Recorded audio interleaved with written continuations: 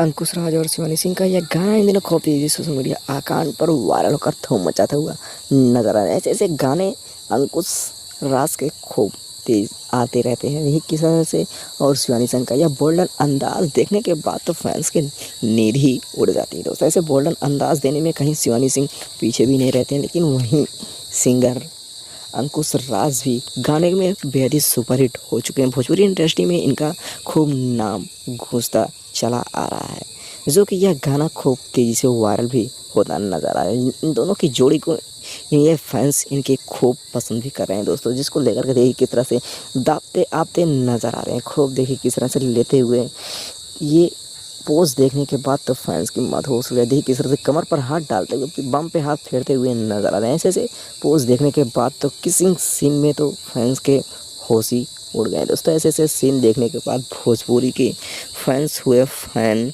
खूब इनके गाने को पसंद भी करते हैं दोस्तों। ऐसे सेक्सी पोज़ देखने के बाद तो फैंस अपने में ही खो जाते हैं दोस्तों। इन फ़ोटो को देखने के बाद तो फैंस की आहें भरने लगते हैं। किस तरह से देखिए किस तरह देखती हुई नज़र आई, आधा खुला आधा बंद देखने के बाद तो फैंस की भी क्या बोलें दोस्तों। अपनी राय कमेंट बॉक्स में ज़रूर दीजिएगा दोस्तों, क्योंकि ऐसी पोस्ट देखने के बाद तो आपके भी कुछ न सोच ही लिया होगा।